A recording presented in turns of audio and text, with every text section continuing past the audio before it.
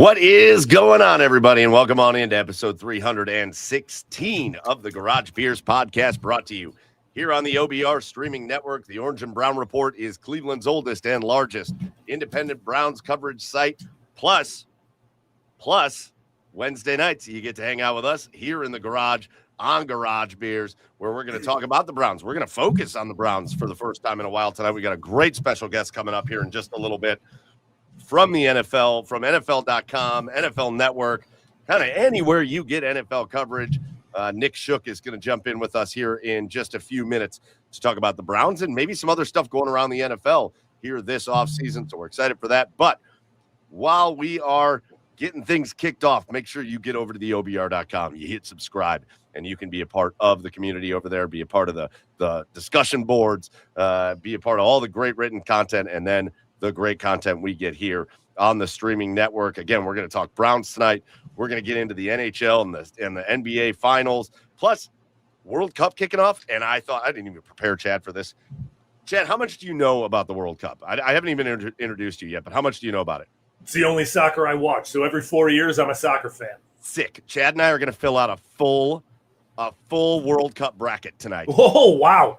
I don't know that much about soccer. Two guys that don't know squat about it, really. Sweet. I like soccer, but I like soccer. I like Premier League soccer. I don't really pay attention to I just watch the World Cup because it's fun, basically. Yeah. But I'm not like that in tune to it. So two guys that really don't know what they're talking about are going to fill out a full World Cup bracket. Nice. Tonight. Are we going to go 20-0 too? 82-0? Yeah, we're playing games tonight. Fuck yeah. We're playing games. It's going to be a good time. So we got a lot of stuff coming here for episode 316. So we're glad you're here. If you are joining us live here, whether it's YouTube, Twitch, Facebook, X, wherever you're watching, jump in the comments. Let's get it lively over here. If you've got questions, if you've got things for our special guest, Nick Shook, we will get it up here. Otherwise, if you're just having a beer hanging with us, be a part of the show, get in the comments. And remember, if you're not watching this live or listening live, no worries. You know this. You can always catch us later on YouTube, or you can catch us on anywhere you get your podcasts, Apple, Spotify, all that. With you, as always, I'm your host, Michael Keefe. Joining me in the garage tonight, co-host Chad Meyer over on the east side of Cleveland at Garage Beers. Chad, I can see it in the background there. It is just wild storms happening over here, like crazy storms, and it is coming your way, buddy. Sick. Nice. Yes. How's it going? That lightning in the background I'm watching the lightning already. It's just going to get wilder. So yeah, it's just heat lightning. Not yet. It won't be in a while. Yeah. How's it going? Does this screen make my head look big, or does your head make your head look big? Yeah, probably. Hey, Mike, what is the most you would pay for an NBA Finals ticket? Not. Well, I want to say Game 6 of the 2016 NBA Finals. My wife got very impulsive. Oh boy. And she went online and bought tickets. Sure. And surprised me with them. She told me I should have fucking known. I probably told this story on here before, but Game 6, 2016 NBA Finals. My wife doesn't really watch a lot of sports. And she goes, "Hey, do you want to go downtown for the game tonight?" And I was like, and just hang out down there. And she was like, "Yeah, we'll go to a bar, watch the game." So I'm like, hell yeah. All right. My wife never asked me to do anything like that. I'm like, yes, let's do that. And then we get downtown and we're amongst all the festivities and stuff. And she goes, "Actually, let's not go to a bar. Let's go to the game." And we did. And it's one of the single great sporting experiences of my life. And I want to say she paid $1,700 a ticket. Okay. Listen, and but that was front row of the upper deck. You're still upper deck with that, but it was front row, Game 6, a night I will never forget as long as I live. Was it worth it? Yeah, it was. Yeah. Oh, I'm sure. But if they were, say, I don't know, 8,000 for the last row of the upper deck, like an MSG, are we passing or are we? We're passing. That's the problem with New York, though, and that's the problem I have with the way it gets reported. New York, money in New York is just not the same as money in other places. Right. Right. There are a few cities, LA, New York, Vegas, where money is just you see what you see, and then I think people have a hard time separating it from what money is in Cleveland versus money in New York. And then you got to remember, how many people? There's 8 million people or something like that live in New York City. Right. And like several million of them are millionaires. Yeah. Like you got to think in a large part of the people that live in Manhattan, you have to be a millionaire just to afford to live there. Yeah. Unless you want to live in a storage closet. Right. And I'm not saying everybody is. And listen, the majority is not. But like, there's a ton of millionaires and billionaires that live in New York. And so money's just different there, man. It's just different. For sure. Hey, look, speaking of Game 6, I don't know if you can see that picture. Look at that little stud behind the stanchion there. Who couldn't see it? Whose head is bigger, yours or Andre Iguodala's? Oh, man. I lined up next to him, and mine's definitely bigger. Yeah. I get why I would not do it in Cleveland money. I would not be paying $10,000 a seat to go to any sporting event. I wouldn't go. I just wouldn't do it. Yeah. Not in Cleveland money. But again, I just can't judge what's happening in New York. It's different there. It's just different. Yeah, it is. You're right. So, listen, like I said, Chad's here. Joe's not here tonight. Joe had something come up last minute. So, Joe out there in Seattle will not be joining us tonight. But our special guest, I do see, has popped into the background here. And I want to get him in because I'm very excited for this. Local guy, just a kid from Akron, right? Just a kid from Akron who is made his way around the country and back in Northeast Ohio, but still doing a lot of national stuff for NFL.com and NFL Network and podcasts. This guy's kind of everywhere when it comes to reporting on the NFL. And we're very excited to have him in because there's just been a lot of stuff to talk about. So we're going to bring him in right now. He is the one and only Nick Shook. Nick, welcome into the Garage Beers podcast. Thanks for having me on, guys. I'm happy to be here. Happy to be, taking in the whole garage setting. And I know you guys are in Ohio, right? Because I'm in Cleveland, and I know a storm's rolling through right now. So I hope that we all preserve our power while we still have it. Well, what's kind of been fun is I live out in Lorain County, so I'm on so the it west hit you side. first. So it came through, and it's wild. Yeah. And Chad's over way out east. So I'm right in between you two because it's showing up right now. I'm in Ohio City. So as I pulled into my garage about 10 minutes ago, it's just thundering and the sky's turning green. So holding out hope right here. Happy to be here. It's nasty out there. And just watch Chad's out there on the porch. And you can watch the background there. You'll just see the lightning. That is classic Midwest right there out of Chad. Just storm's here. Let's go outside and watch it. Yeah. Yeah. We'll be fine. All this electrical equipment, we're going to be great. Yeah, who cares? We're getting like a covered patio on the back of our house. And that's like the thing that I've said to my wife is, but when it rains, I can go outside now. Yes. I don't think anybody else says that anywhere else in the country, but here in the Midwest, I want to go outside. It's a good thing that this is the Garage Beers podcast, though, because oftentimes if you don't have a covered patio, where do you watch it? In your garage with the garage door open. So it all works out. One of us, Nick. One of us. So, Nick, man, really excited to have you on again. Everybody that's watching knows Nick Shook. You see him everywhere covering the NFL. And but we always like to get to know you a little bit when it's your first time here. So started here. You're a MAC guy, Kent State. Yep. He's a Golden Flash. And now, how long have you been back? You're back here now because you were out in LA for a bit, weren't you? Yeah. I was in LA from 2014 to 2015, and then 2 days after the Cavs beat the Warriors in the finals, I packed up and moved back to LA. So I watched the parade from a McDonald's in Nebraska, and I was out there from 16 to early 19, and so I've been back here for 7 years now. Nice. There's a chance I might go back again here soon. Oh, man. Well, I would imagine it would be a good reason for you to go back. But just take a minute. I'm tired of losing people to LA for like a couple weeks. I know. Right? Well, here's the problem. The path is this, and this is why I think Cavs fans should feel good about potentially getting LeBron back, because wherever LeBron goes, I do the opposite thing. So I'm living in Jersey. LeBron comes home. I move to LA. I come back from LA. I'm here for a year. I go back to LA. And then LeBron goes out to LA just before I come back to Cleveland. So if I'm going to go back out there, that means LeBron's going to come back to Cleveland. Ipso facto, get ready, Cavs fans, okay? Yeah. There you heard it here first. It isn't Corbo's Bakery. It's my moving habits. That's right. Just a couple guys from Akron crossing paths and moving trucks going across the country. Oh, God, I hope we didn't lose Chad. I'll see if his video comes back on. So, Nick, we'll bring Chad in when he comes back. But as I told you in the email, and again, we're always very careful about this on the show because we don't want to put anybody in a weird situation. But it is the Garage Beers podcast where we have a beer and we talk sports. And we always start our show with a segment called Garage Beers of the Week, where we tell people what we are drinking and we give a little review. So do you have a beer with you for the show? I do. I stopped by to restock because typically I'm a Miller Lite guy, and Miller Lite's just not exciting enough for something like this. So I selected a local product here, Fatheads Brewery, Goggle Fogger. So we'll be doing that tonight. An excellent choice. One of my early favorite beers ever. I mean, how can you go wrong with a nice little Hefeweizen? And, you know, it's delicious. And they got them in those tall glasses out there at Fatheads. Yeah. And just good stuff.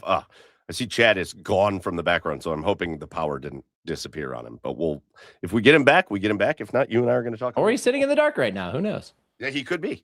That's usually the way we like Chad, is in the dark. We can't see. All right, well, I'll share mine. I have got, look, in the comments. Yes, this is what I'm talking about. Chef Brian K with 12-ounce tall boys of PBRs. Love this for Chef Brian K. That's very Midwest of you. We got to give this shout out because of mad respect to everybody that's in whatever they're doing. But James Frank, we're going to drink one for James Frank over on Facebook. He hasn't had one in almost 6 years. Shout out to you, James, for that. Congratulations, James. We'll have one for you, and you drink whatever you are drinking. And all drinks are welcome in the garage. I am going to go out very far west, out to Sandusky. I did a beer from here last week. I just didn't have a chance to go to the store and get more beer this week. But one of my favorite breweries is called Clag out in Sandusky. And this is a beer that's called Mama Booey because it's like it's like an Asian restaurant and a brewery, and it's awesome. Okay. And I believe this is the owner's mom. And so this is just a nice hazy IPA. Yeah, here. Oh, yeah, it's extremely hazy. Look at that. Yep. I'm going to crack mine here. Get involved. Get involved. Crack yours. You're going to like the glass. I chose the glass specifically because I'm excited. This is a Cleveland podcast. I'm excited. This is a selection from the collection of my late father, who did a really good job of stacking up as much. This is a terrible pour. I'm embarrassed by this pour. Don't be embarrassed. As good of a job as possible, stacking up with as much memorabilia as he could. Oh, this is half foam. I'm going to let this die down here for a second. I can't possibly show this until the foam comes down. I mean, I'm not just going to lose all respect for myself here, right? But hey, listen, we do not actually. It has been. I am annoying with beer, and I admit it. I've tried to teach people that's how you pour beer. You're supposed to pour it with a big amount of head on it, and then it settles, and then you finish the beer. Well, yeah, I mean, but the angle. I mean, look, I tell you what, I learned how to pour a beer. If you could guess any place in the world, where would I learn how to pour a beer? It was in the third row of section 149 at Cleveland Brown Stadium as a child. Watching the beer vendors do it. Okay, here we go. Here's the glass. We got a little Chief Wahoo glass here, huh? How about that? Yes. Old Chief Wahoo. That is. My hand was going to cover half of it up. That's really good foreshadowing for something we're going to talk about later in the show after we do our episode with you. So we appreciate you for knowing that. There you go. And coming on and doing that. All right. Cheers, Nick. Cheers to everybody in the comments having a drink with us. And let's dive into episode 316 of Garage Beers. And Nick, I think it's been an interesting, look, James liked your glass. He said that's. Oh, yeah. It's been an interesting start to this offseason, man. And so again, you've been a writer for NFL.com. You're pretty tuned in and connected when June 1st happened here in Cleveland, and really the first big move of the post June 1st stuff was the Myles Garrett trade. Yeah. Did it take you by surprise? Were you prepared for it? What were your thoughts going in? So we were all expecting the AJ Brown deal, and we were just kind of sitting back and waiting for it. We were prepared. We had our pre-writes up, on NFL.com. I was actually taping an episode of NFL Daily with Greg Rosenthal, where we spent, a little bit of time on AJ Brown, but not as much time as we did on the Myles Garrett speculation. And as we spent about 10 minutes speculating on the causes and how likely it was and everything else, what they could potentially get for him, the news dropped. And when the news dropped, our producer, Eric Roberts, dropped it into the private chat. So as we're doing the show, I'm reading it on the side, on StreamYard, and I'm reading the details. And I just went, oh, wow, that's a hell of a return. Like, not only I can't believe they did it, but that's a hell of a return. Good job, Andrew Berry. If you're going to do it, that is what you want to get back in return. So yeah, I was surprised because, it's not often that a player of that caliber gets traded. Like even Berry said, he wanted to be, have him be a Brown for life, a one helmet type of guy. But Look, if you're going to move on from an asset that's not going to carry value to you when it matters most, which is in 2 to 3 years from now, or at least as much value, if you're going to maximize a return on that guy before he starts to depreciate as he gets older, whether his performance declines or not, the older they get, the less value they carry in such a deal, then you're going to do it now.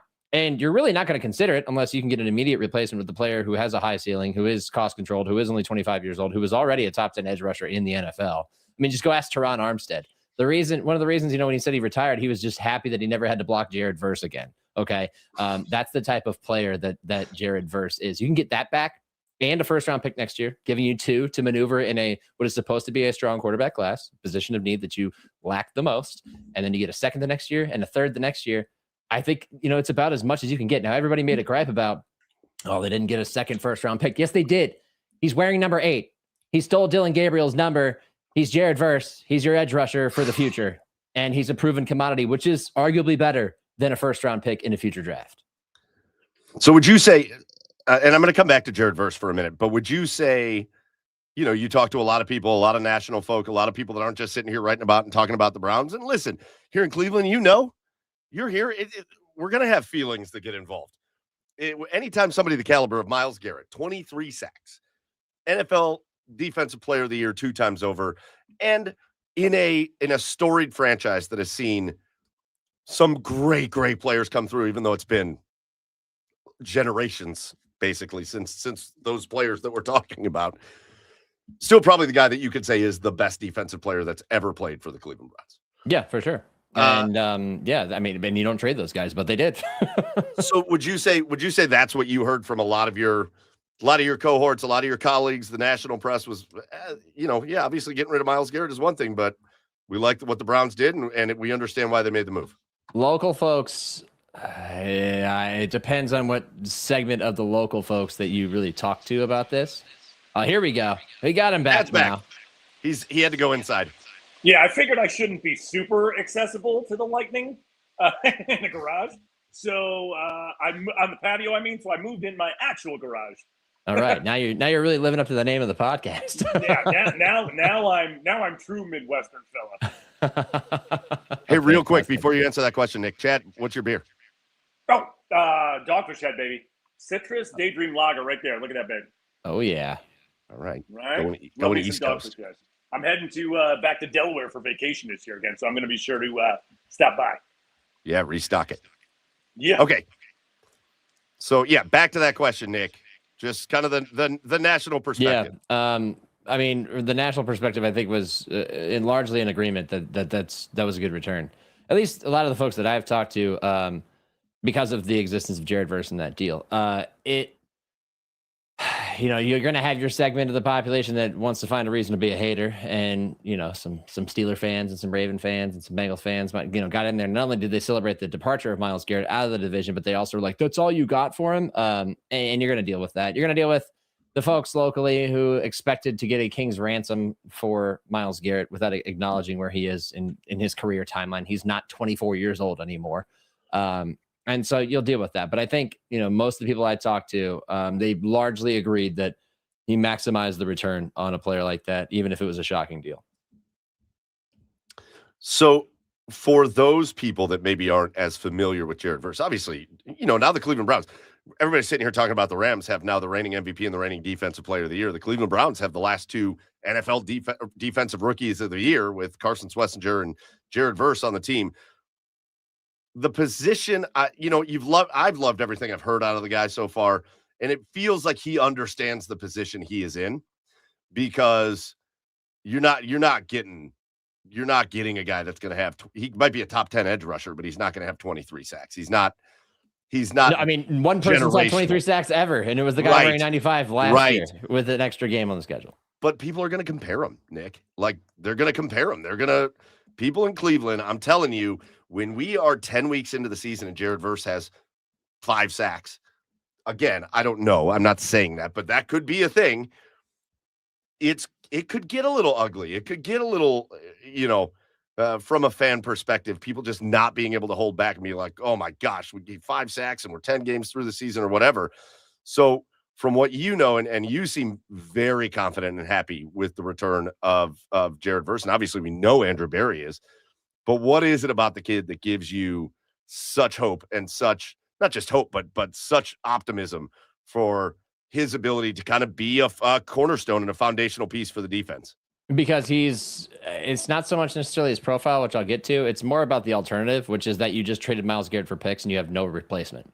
Like, you have to hope that an edge rusher who is good, who is going to find success in their first 2 years, who's going to win Defensive Rookie of the Year, is in that class, and that you're able to pick him, as opposed to getting that guy who is cost controlled, who you have an opportunity to re-sign without ever letting him hit the free agent market, who again is only 25. Like, it's better than that pick. So that's why I like it. Why do I think that it works out for the Browns? Yes, he's not going to pile up as many sacks. He's got 12 and a half over 2 years when it comes to his regular season stats. He's a guy that in LA, oftentimes, not to pull Chris Collinsworth there with the here's a guy, but he is a guy who he forces a lot of pressures. Like, he's top 5 in pressures. He just hasn't gotten home and necessarily finished the sacks as many or as often as a guy like Myles Garrett does.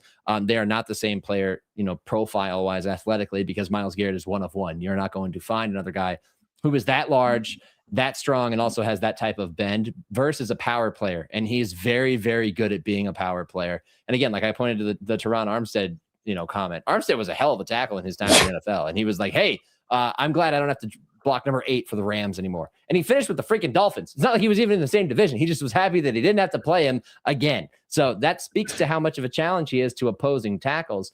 And yeah, he's not going to pile up as many sacks, as Myles Garrett did. But like, I caution against the idea of, I know that comparison is going to happen. That's inevitable. Like, it's inherent. It's part of what happens when you trade one guy for the next. Kind of got that with James Harden, Darius Garland, a little bit of those are on 2 different planes as well.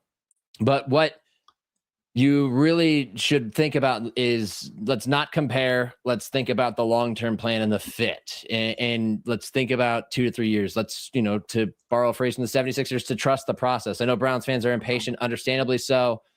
I grew up in, I was born in 92. Like, I know that I've been through the worst era of Browns football growing up here. I understand the frustration, and then you get that little taste of success, and it's there, and then it's not quite there, and then they fall back down. And they get back to the playoffs with Joe Flacco, and then it's gone again, poof, in a flash.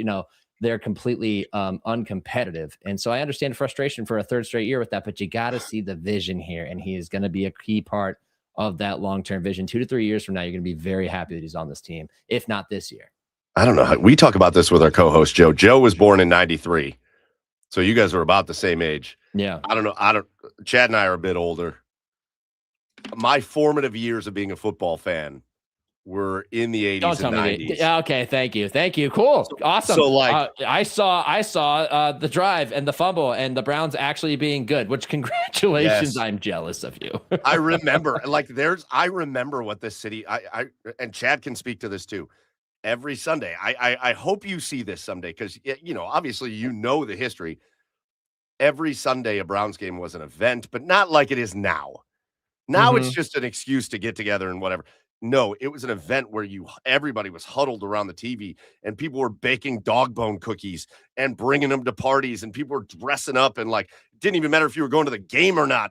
It was the event on Sundays, and God, I hope it gets that. So I feel so lucky that I got to be a part of that, because of people like you that you should have gotten to experience it, and you have no memory of the first iteration of the Browns. No. In fact, when I first started to understand football as a child, the Browns didn't exist, so I was a Packers fan briefly because I liked Brett Favre, but also because I liked the color green, so I liked the Jets for a moment too, which just whatever. Gross. But no, I understand, because my dad kind of told me those stories, when I was growing up, about how the 80s were such a fun time. And he told me, he's like, if the Browns are ever good again, just watch out, because this city is going to be on absolute fire. And I feel like we got a little bit of a taste of that. Of course, in classic Browns fashion, the year they make the playoffs is the year that nobody can go to the games, and because of the pandemic. The year they win a playoff game, nobody can go to the games. But at least they got back there in 2023. They still haven't hosted one. That stadium's going to close without them ever hosting a home playoff game, which breaks my heart for Browns fans who, I kind of spent my entire job from 99 until, 2014.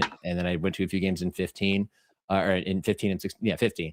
I spent my Sundays there. Like, that's how I got into, sports journalism and the NFL and everything else. I grew up at Brown Stadium on Sunday with our season tickets, and we rarely ever saw a winner. But let me tell you, that game in 2002, Run William Run against the Falcons, I crunched into that stadium. That was a core memory for me. It's always been burned into my brain as one of the positives there. So I understand. And I think that this fan base does deserve it. But, I got to say, with the lost generation of Browns fans, of which I am a part, there is also this level of, it's a lack of patience because they've never been, shown why they should trust this team. And so they are so quick to turn.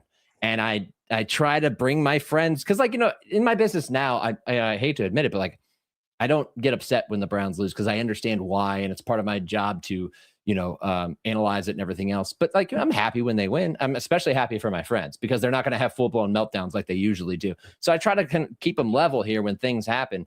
Or I'm honest with them when the Browns are doomed. I'm just going to tell them the Browns are doomed. The Browns will win on Sunday. No, they're doomed. And then they lose. So I'm not batting 1,000 there, but I would love to see them all come back to, not relevance, but contention, true, legitimate contention, so that everybody here could enjoy it because it is one of the most passionate fan bases. And my comparison, you're talking about Browns games being events. I think about Cavs games when they get to the playoffs.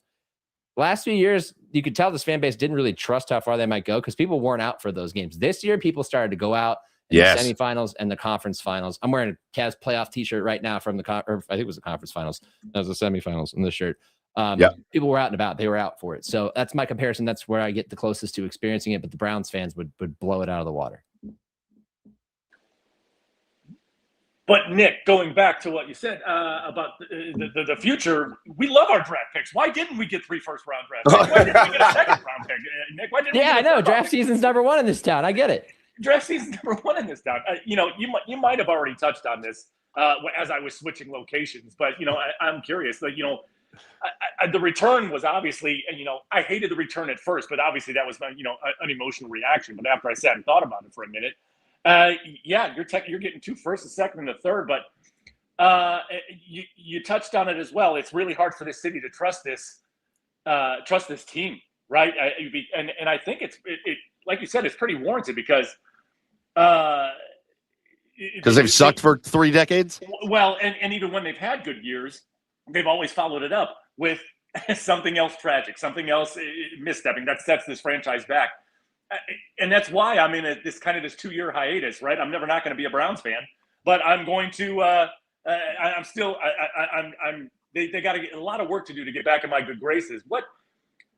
Where does it start? How can the city start to trust this team? How can this franchise turn that around? Turn that mindset around of Browns fans? I mean, trust has to be earned.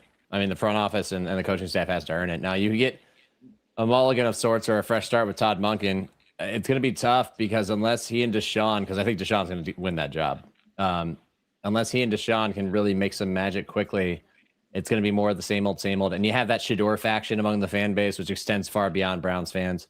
It's one of the most, what's the word I want to use? Annoying. It's more than passionate. It's like they're zealots. That's what they are. They're like religious zealots, but Shador is their religion. Yes. And they'll be loud, especially if Watson struggles. And that'll cause internal conflict among the fans and everything else. And it'll make the whole viewing experience tougher to kind of enjoy or at least experience, digest a little bit after the game. But if they actually find some success, then the trust can start to be built. The one feather in Andrew Berry's cap is last year's draft class, which they obviously pounded the table for that when they fired Stefanski and kept Berry. The funniest part being that they touted Andre Schmidt finishing the year on a strong note. It's like, oh yeah, let's point to the kicker. That's why our GM's staying. But if this draft class, which I really do love this draft class that he had this year, if they produce 2, then I think fans will start to see the vision and they'll start to believe a little bit. I kind of think back to 2001. Remember that Browns team? That was the year that Bottlegate happened, where they were on the cusp of making the playoffs. They had to win against Jacksonville. We all know what happened at Cleveland Brown Stadium that day. Yes, Nick. There was enough belief where the next year people were like, all right, Butch Davis has got us on the cusp here. We're going to make the playoffs. And then they did. And it was because, the young team that you had with a lot of the guys that you had drafted and had started to assemble were starting to produce. You were lifting yourself out of the expansion, doldrums that came with having the worst roster in the NFL. And I think that the Browns were very talent poor 2 years ago. And I think they're in a much better place right now. And if that second class produces, fans will start to understand that, hey, maybe we're another just year or 2 away if you can get the quarterback. That's always going to be the big question, because if they're not putting up points at anywhere near a respectable rate on Sunday, fans are going to be mad regardless, especially if the defense doesn't keep up its standard of play now that Jim Schwartz is gone. Define success for me there, Nick, because you have people in this town firing Todd Monken within a year or two, even before they get to the Dome. So why? What's the point? Why would you fire him after a year? What is the? Do they not? This is what drives me mad about Browns fans. Yeah. Do they not understand? Were they not around for like 99 to 2019? Like just those 20 years were filled with nothing but turnover. Like no team loved to fire their coach and fire their GM and find the next football czar to install who would do nothing and then fire another coach and fire another GM and get rid of another quarterback and draft another quarterback. Charlie freaking Fry was the hope for the Browns for a year. I mean, come on. Do they not understand that turnover just repeats the cycle of mediocrity or worse? You got to give something a little bit of a runway. And I feel like, look, when I worked for them for a year, I got to know Dee Haslam a little bit. One of the things that she told me in one of our first meetings was, we've realized that being an owner is harder than we expected. And we're still learning. We're still figuring it out. That was 2019. I think that they are now smart enough to give this group the runway that they need. But the problem is they did the thing that you never want to do, which is bring in a new coach under the existing GM, because if things go poorly, everybody's going to want that GM fired and then give the coach. You're not lined up together. They're not a unit. I hope that they don't, make a change in either position after this year, unless it's an absolute abject disaster and they're looking at like 2 wins, and that's a problem. So what is success? Demonstrable progress, 5 or more wins since you won 5 games last year. Somewhere Mike Holmgren is sitting by a phone waiting for Browns fans to call him for playoff tickets. Somewhere that's happening. Somewhere, and still showing up at work at 10:45 in the morning. Yes, I love this. No, but this is always a fascinating part of the conversation, because we have 2 teams that we cover on this show. We do all Cleveland teams, and then we do the Columbus Blue Jackets, and the Browns and the Blue Jackets are very similar in that it defies any sort of logic or explanation for this long and this level of ineptitude. You have seen pretty much every NFL team since 1999 have some level of sustained, you've seen the Jets and the Mark Sanchez years. Sustained success. I mean, they were there for what? I mean, they got to a couple of AFC championship games, right? But after that fell apart. What was that, 2 to 3 years? Yeah. It was a few years, but you saw Jacksonville have a couple years. You saw Carolina have a couple years. You've seen maybe the Jets. Well, shit, I'm going to stay with the Jets because that's still extremely significantly better than anything that we have seen here in Cleveland. And it feels like it's that, we have this thing. We have this, you've watched it in Pittsburgh, where it doesn't matter how bad and how shit their roster is. They're going to get to 500 or better. And we'll see if that continues without Mike Tomlin. But we'll see if that continues. But here it's like, doesn't matter what they do. Something's going to happen. They're going to win 5 games, 4 games, 6 games. It feels like somebody needs to sacrifice a chicken, or we need to have a Pedro Serrano moment somewhere, because it feels like something special has to happen to work this out. I don't know. You talked about your friends. And I would love to hear the answer to this. I would love to hear a very frank answer to this, because I don't think there's an answer for this other than family and connection in the city and blah, blah, blah. That's not the answer. I want to know the answer. If you were the owner of the Cleveland Browns, or maybe you're J.W. Johnson, because he's like the face now of the ownership group, basically. And somebody point blank asked you, why should I be a Browns fan? What's the answer? If I tell you, you can't talk about your dad being a Browns fan, you can't talk about the city, why would you be a Browns fan? And you're trying to sell tickets to a dome. Wow, that's a phenomenal question. I'm trying to think about why, because I'm putting that question forth for every team, and I'm thinking, why would I be a Raiders fan? Well, we got Fernando Mendoza, we got Brock Bowers. The Browns, it was like, we got Myles Garrett. I mean, you got Denzel Ward, you got Harold Fannin, who I fear is going to not have a great year because now he's tight end 1 and he was better as a tight end 2. You got Quinshon Judkins and Dylan. I actually really like what they're building, but I understand exactly what you're saying, which is that the marketability. We have Carson Schlesinger. The marketability is not 100% there. I guess they're fortunate that they don't have to answer that question because of the established fan base. Let's think about the idea of an expansion franchise in a city that does not have a football team and has never had an NFL team. We're not putting them in St. Louis. Let's put them in San Antonio. Okay. Yes. And let's say you, San Antonian Is that San Antonio? Yeah, I think those are the residents are. Cleveland or San Antonio? San Antoniaites. Yeah, sure. I don't know, something like that. You guys should now come root for the San Antonio Stallions, whose logo happens to look very similarly to the Denver Broncos. That's a tough start. Exactly. And you're all Cowboys fans or Texans fans or whatever. And you now have to you should come root for us. Come to the Alamo Dome, come to Penn State to become a fan of our team. It would be a tough sell. I think it would be a very tough sell. The UFL team moved out of there.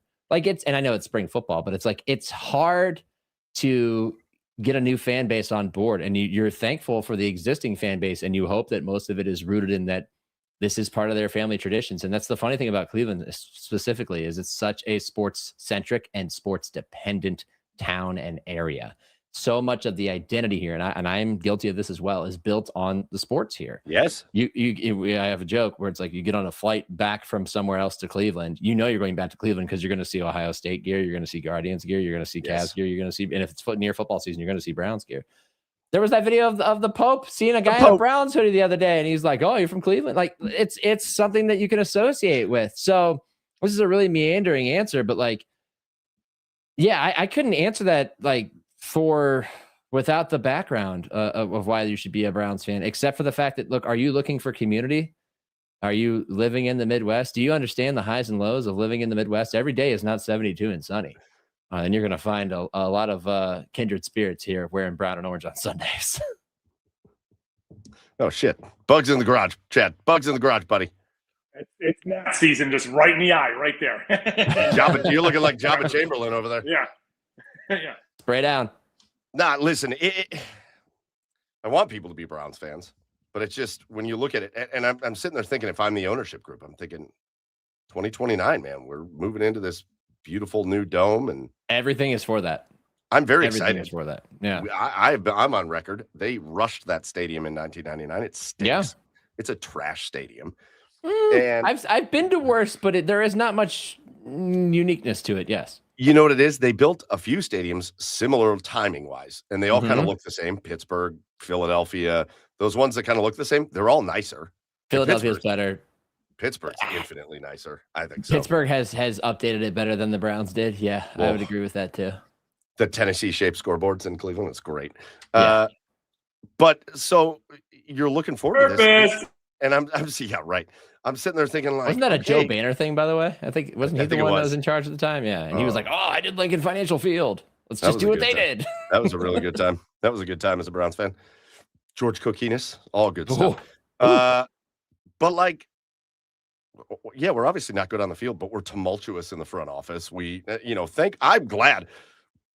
Yeah, maybe you fired Kevin Stefanski and kept Andrew Berry, but there's some level of like, okay, there's a little steadiness to that, and it feels like Andrew Berry, one of his strong suits is kind of getting on with his head coach, and because remember, Kevin Stefanski was part of the hiring team for Andrew Berry.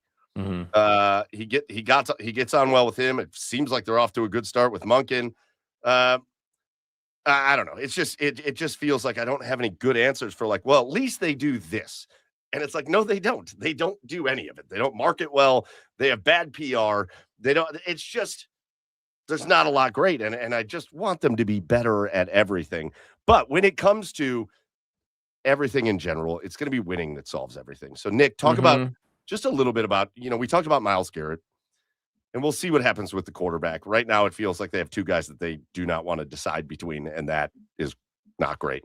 But everything else they've done last offseason, this offseason, this draft this year, you talked about you like this draft class. I love this draft class. I mean, that wide receiver room is just miles ahead. You think about the depth on the offensive line is miles better than it was. Even though, you lose Joel Bitonio, you lose Wyatt Teller, you lose Jack Conklin, but depth-wise, you're in a better position. There's going to be guys that were like planned on being starters that are going to have to fight to make the team this year. Yeah, I mean, I don't know if we'll ever know what happened with Zach Zinter and why he never developed into a starting guard. I can't imagine it's just because Tevin Jenkins was there. He just never took the step that we expected him to, and he was a pretty good guard at Michigan. I would agree to an extent, especially with the way that they handled the tackle position, because, look, God bless his heart. It's a good thing they don't have to rely on DeJuan Jones. Also, it's a good thing they don't have to rely on him at left tackle. He was never going to be a good left tackle. He's a right tackle. Correct. So you have depth there, right? And you also have Austin Barber on this roster too. So the depth is there. You're right. You're absolutely right. You look through the top 10 are in a much. I mean, Luke Whippler is probably 11 or 12, right, as your third center, because I love the pick of Parker Brailsford. Yes, one of my favorite centers at the combine, the Alabama kid. But I think he's your starter. I think he's your starter. Well, no, if Elton Jenkins is healthy and is anywhere near the player he's been before, he'll be the starter. But they want him at right guard, I think. They want him at right guard. Because he's moved around before. It just depends on where exactly they want to play him, because the Packers are going to play him at center. It just depends on what do you value more, right guard or center. Do you value experience and cerebral strengths? Because that's how you usually fill out center as opposed to playing one of the guards. It depends. You're right. The depth is there. But what I am concerned about with this group, I give them credit for attacking it. And Joel Bitonio retiring this week, we all saw that coming, but it also, as soon as they started to rebuild that line and you could tell Bitonio was not in the mix, I was like, he's retiring. And moving on from that group, I mean, they took a big cap hit, a lot of dead cap on guys who are not playing here anymore, especially in the offensive line. But I think that was something they need to do. So I give them credit for rebuilding. I do think they overpaid a little bit, and I don't know if they necessarily needed to. Zion Johnson, we'll see. I'm leaning toward positive with him. Titus Howard did not deserve the extension that he got after that trade. When they made that deal, I was like, oh, overpay. Oh boy.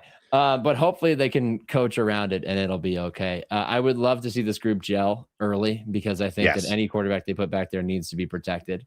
We'll see if it happens though. Luckily they have a good offensive line coach. They got George Warhop, baby. That's half the battle right there. Yes. The Browns have to overpay Nick a little bit, because if you're a free agent, and you're the Browns, what do you have to sell a free agent on? Oh, I know we're bad right now, but wait till you see us in 3 or 4 years. I feel like that's been every free agent since 1999. Yeah, that's fair. This is how I know you guys are true fans, though, because I can feel the emotion. There's a bit of self-hatred that comes with being a Browns fan, and I can feel it as we're talking about this. A bit. In you guys. Nobody can hurt us. Nobody can hurt us any more than our team already has. I know, because your team already does. I know. I get it. Hardened. I mean, look, I get it. I grew up in it. I totally get it. I have 2 Browns helmets right here. I don't know if you can see it right there. There you go. I would hide them. Small one and the big one. And what does it say about Kent State being higher on your thing than the Browns?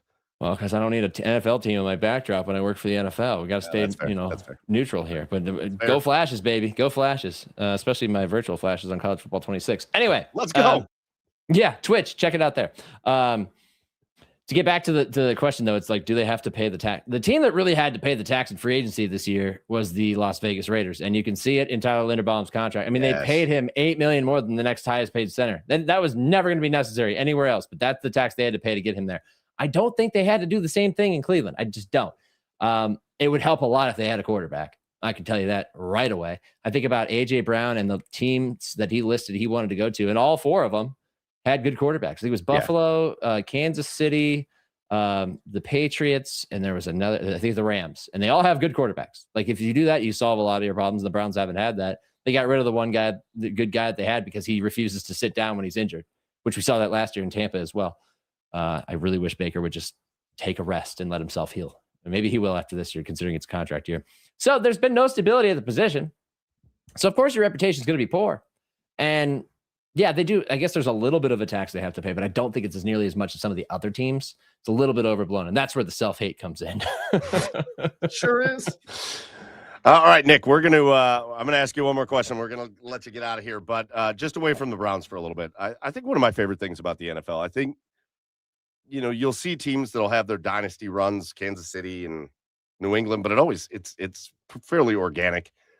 It feels like in the NFL as opposed to maybe some other places. But I think one of my favorite things about the NFL is every year we can talk about what teams. We always do the strength of schedule thing, and I think it's the stupidest. Oh, you hate the schedule game too? Let's go. Me too. I do schedule content, and they're like, "Here's the strength of schedule for last year. Let's talk about pre-write some stuff for it." And I'm always like, none of this matters. This is nonsense. The winning percentage matched up against on a schedule against another team there's so many other factors. It's like the matter of, well, how strong was their schedule they played last year, and what has happened to their team this year? It's not an indicator of really anything. But anyway, yes, strength of schedule sucks, and every year people use it, and I hate it.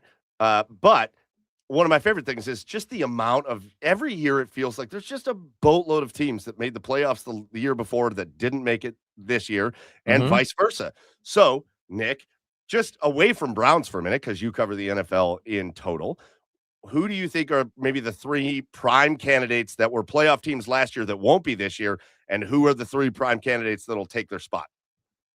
I guess I'll get the negatives out of the way first. I can see the Patriots missing the playoffs. I can see them regressing pretty drastically this year. I know it sounds crazy. It's a long shot, prediction for me, but I could just see it happening. And you could talk about strength of schedule and the easy schedule they had last year. I could see that being one of them. The Eagles, with the new offense, and they have made a lot of changes at receiver. Lane Johnson's another year older. When he's not healthy, they struggle offensively. They got a lot of problems to fix on that side of the ball. I could see them as a potential team to miss the playoffs. Everybody's favorite pick is the Bears. Oh, the Bears are going to miss the playoffs. They were such a great story last year. And you know what? Maybe you're right, but I'm not going to go with them. I am concerned about what's going on with the Packers.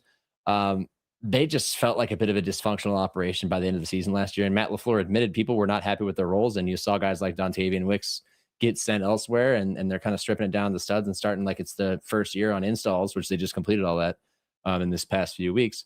So I'm curious to see what happens with them. And the last team I'm totally going to pick here, even though they're in, I think, what is probably the worst division in football, is the Carolina Panthers. I'm sorry. No. Unless Bryce Young finally finds some consistency, which he hasn't throughout the course of his career, for one reason or another, I don't think that they're going to end up making the playoffs, because I think the rest of their division is going to get better. It's going to get tougher. They're not going to find the going as easy. I don't think I can really name another one, because I believe very much in Jacksonville, even though they did very little in the offseason. Still think D'Amico Ryan's defense is going to get Houston back to the playoffs. Maybe the Steelers. I can see the Steelers miss the playoffs. There's your last pick. I think Jacksonville's a good, I don't know that they needed to do a ton in the offseason. They're a pretty good team, and they're young, and they're going to grow. Yeah, I loved what they did. I have to admit, I was way off on Liam Cohen. I was way wrong. Well, it was. Oh, where's Chad? Chad, you get your ass back in here right now. We spent so much time talking about that press conference. Oh. What do you mean you didn't like me, Nick? What do you mean? We spent so much time talking about that. For a whole week, I did that to my cat. I was like, brush your teeth. Right. It's bedtime. I was talking about playing college football on Twitch. I had a guy, I was Florida State in last year's game, and we were on this big online league with NFL Network people. They've been running it. It was a Madden league for years. Became college football, and the game came back out. So this is last year. I'm running Florida State. I get this tight end in the portal. His name's Gordon Duval. Every time I scored, I pressed a button that popped up, Duval. Oh, yes. Doing it every time. I just had to. I love it. So just the back end of that question, I know Chad has a fun one to end with, but back end of that question, though, who are the teams that take their places? You know, I didn't finish that. Out. Who are the teams taking their places? The ADD in my brain, sorry. The teams that are going to take their places are Dallas, Detroit, and in the AFC side, this is such a homer pick, but it's not a homer pick, but it's an easy pick. Kansas City. I think Kansas City gets back this year. Yeah, easy enough. Yeah, I was just wondering. You talked about the Jets and Mark Sanchez earlier. I was like, what do you think he was thinking when he was running headfirst straight into Brandon Moore's ass? Was he just like, he's gonna move? He's gonna move. Boom. Oh no, he didn't. I think that the speed of the game is so fast that sometimes if you can't look before you have to run, and because you execute it, you rep it so many times that this guy's gonna be here, and I take this amount of steps. Like for example, I played offensive line. An offensive line coach starting in high school is going to get on your ass for wasted steps. One wasted step. You lost too much ground. And there's the whole idea of losing ground to gain ground on specific plays, but they'll get you for one wasted step. Linebacker, you have your read step. You don't want to take two read steps because you've wasted a step. Speed that up 10 times and then, put it under the bright lights. And that's what Mark Sanchez was always playing under. So when they make mistakes like that, I'm always like, I understand, because you think you can see, but it's going so fast and sometimes your eyes can't catch up. 100%. All right, Nick Shook, man, we are of the off season. We are entering the doldrums. We are entering. Thank God. Oh, I'm sure for you, it's thank God. Yeah, give me for a lot of month people. It's like silence. there's nothing to talk about. You know what I talked about today? I wrote about Patrick Mahomes signing a contract or agreeing to a contract adjustment that now makes it worth over $500 million. I wrote about Tyler Loop talking about how he missed that kick in Pittsburgh in Week 18. I wrote about Deshaun Watson. Today was a busy day. I'm ready for some quiet. I don't know about you. Well, you're going to get a break. You're going to get some quiet. It limits us on what we're talking about, but enjoy the break, because you got a little bit until the end of July when all these training camps open up, and then it is full-on go time. And if you're not following Nick Shook, you need to be at the Nick Shook on Twitter, and obviously NFL.com, NFL Network, the podcast. Get over to the Twitch channel and watch a little NCAA football and all the above. Nick, man, it's been so fun having you in the garage for the first time. Certainly, we will reach out to you again in the future, and hopefully you'll join us again. But it was great having a beer with you, talking a little football. You go enjoy the rest of your night, and we'll talk to you down the line. Yeah, totally, guys. This was a blast. I could do this for hours, and I would like you to know the storm has arrived. The storm has arrived. Well, you stay safe in that storm, and we'll talk to you Chad. later. It's coming. Get a good vantage point. Oh, there's been some huge claps of thunder here. Yep. Get ready. You're about 20 minutes away, brother. Thanks for having me, guys. I appreciate it. See you, Nick. Yeah. How about Nick Shook, NFL.com, local guy? I love seeing. Are you muted now? Because all of a sudden I can't hear you. Well, you better be listening, because I'm talking. Can you hear me? Oh shit! All right, Chad can't hear me. I need you to figure it out. Go out and come back in. Go out and come back in. Can you hear me? I think it's a you thing, buddy. It's a you thing. I need you to fix it. Go out and come back in. Oh, now he's frozen. See, this is the danger of doing this show on these like thunderstorm nights here in Cleveland. But it's okay. You're gonna hang with me for like a minute. I'm sure Chad's gonna be right back in once things reset there. But big shout out to Nick Shook for coming on with us. NFL.com, NFL Network. You'll see him on TV. He does podcasts. Again, he talked to you about his Twitch stream and all that stuff. There he is. Hey, welcome back. Ow! I was just saying a big thank you to Nick Shook. So shout out to him. All right. I've got like a few fun things that I want to do. So let's just start barreling through. As we get here to this point in the show, though, as we have wrapped up our interview with Nick, we got to do our asshole of the week.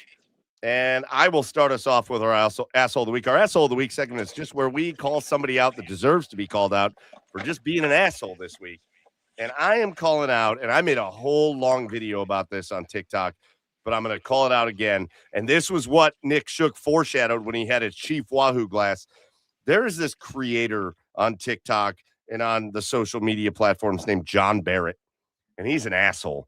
He's this squeaky-voiced, high-pitched, little nerdy dude, and he does this video segment. And his video segment is, let's watch the Guardians game until we spot some weird loser in the stands wearing Chief Wahoo. Listen, man, that is dickhead behavior 101. That is, if you were teaching a class on how to be a douchebag, that is going to be like on the syllabus week 1. We are learning about this. Not everything that everybody does, and we've talked about this 100 times on this show, Chad, not everything that everybody does is a political statement. I still have Chief Wahoo things that I wear. It isn't about, I'm not trying to make a statement. I'm not trying to be edgy. I'm not trying to be funny or trying to piss anybody off. I wear stuff because it has sentimental value to me, and because, frankly, they were the Indians for 100 years. And I still have that gear. I'm not just throwing it away. And for this guy to be sitting at his TV during Guardians games and then putting people's faces on blast on his channel and being like, this guy's a weird loser because he has a Chief Wahoo thing on. Listen, I support the name change. I support getting rid of Chief Wahoo as the logo. I was all behind that. I'm fine with it. It does not bother me in the slightest. What does bother me is assholes like John Barrett who decide that they're better than people because they're going to take some moral high ground on it.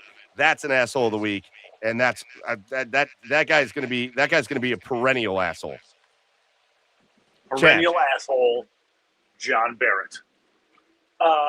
Yeah, my asshole of the week is Shannon Crowder. He's back on his bullshit. He was talking to he was on the Ryan Clark show with that Pivot podcast or whatever, and he said he finally visited Cleveland because they were talking about the trade. Oh yeah. And he said Cleveland is terrible, man. He said I went to visit Ted Ginn, and I went to visit Ted Ginn, and I went there for a week, and I stayed for 3 days. All the clubs are in the bottom of the hotel. Listen, I know nobody from Florida is trying to tell me that Cleveland's bad. Okay, your state motto should be Florida, where all the weird shit happens. Okay, it's where all the weird shit happens. Where iguanas freeze and fall down out of the fucking trees. Okay, you got. I've seen it. I've seen that. Yeah, you got people stealing crab legs and beating like little people over the heads with them. Okay, like it's like Jameis Winston. Yeah, you have all kinds of bizarre shit that goes down in Florida. And yes, it's not 85 or 150 degrees and humid up here like it is in Miami. Okay, so if you're coming into Cleveland with that mindset, yeah, you're not going to like it. It's a different town. Cleveland's not terrible. You're just trying to get fucking clicks. Who was it? Who said it? Fuck yourself. Who said it? Shannon Crowder. Listen, can I make a statement real quick? Sure. Because it's always the same thing from these douches. Yeah. Hey, Channing. Yeah. I like their show for the most part. There's a lot of good stuff that happens there. But hey, Channing, you came to Cleveland and you said you didn't want to stay long because the clubs were in the hotels or whatever. Yeah. Sir, you are 43 fucking years old. What are you talking about the clubs for, my man? Go have a beer at like a local bar or whatever. Have a good ass time. Listen, we're done with this. I think Joakim Noah ended the conversation on this because Joakim Noah came out here and he went to like breweries and dive bars and all he did was talk about what a good ass time he had here in Cleveland. Yeah. And he hated Cleveland. He was the ultimate Cleveland villain guy. And he made a whole video about how much fun he had in Cleveland. And we got Channing Crowder over here talking about the clubs. Yeah. Shut up about the clubs, you 43-year-old idiot. You clearly didn't see any of Cleveland if you mean to tell me all you did was go to the clubs. The clubs. And there isn't even that many clubs left, for God's sakes. And we don't there's no desire for it. Right. Like there's a couple places. Oh God, you couldn't catch me dead. There's that like Forward nightclub in the Flats. Oh, yeah. I would rather fall off one of the bridges. Yeah. I'm 41 years old. That's how you're supposed to feel in your 40s, Channing. Exactly. Go grab a beer at some of the great bars that we have in Cleveland, and we do have great bars. Go enjoy the Cleveland vibes and stop acting like you're 22 years old. Yeah. Talking about. Yeah, that's a good asshole. That's a good asshole.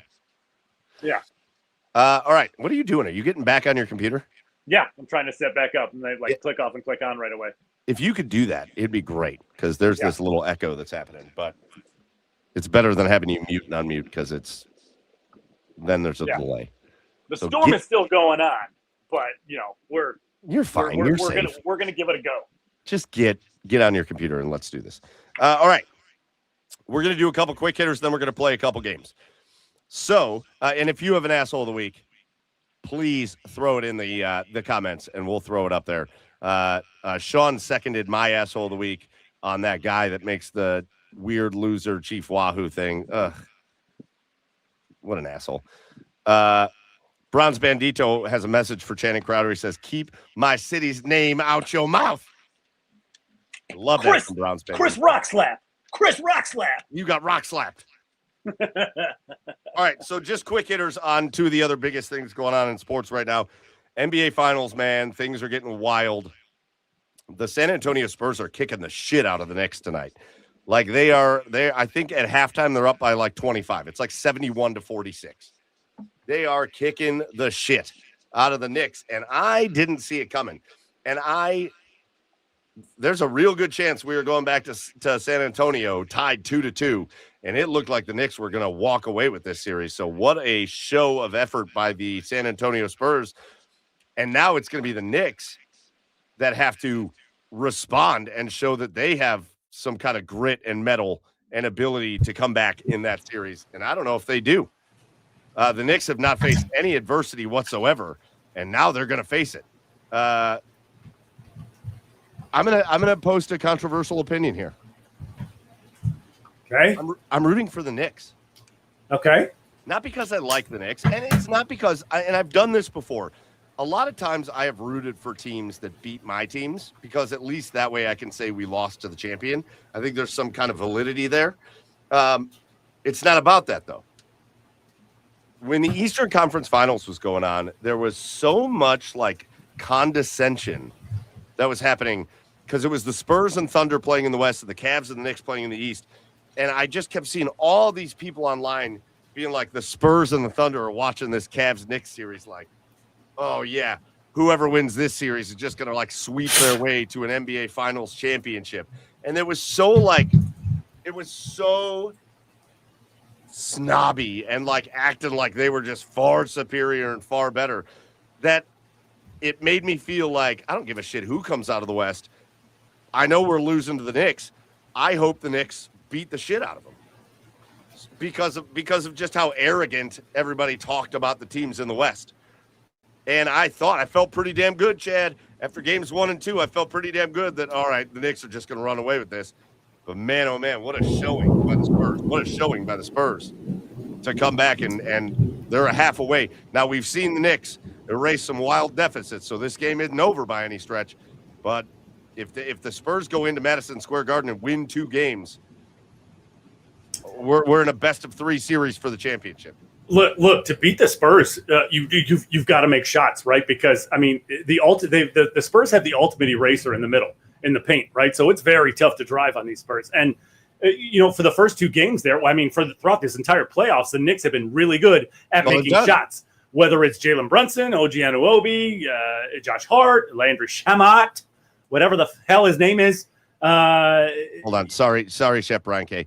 He was saving the game till after the show. Well, listen, now you only have to watch the second half because it's halftime right now, and the Spurs are kicking the shit out of the Knicks. So there's no point in you even watching the first half. It's boring. I spared your ass.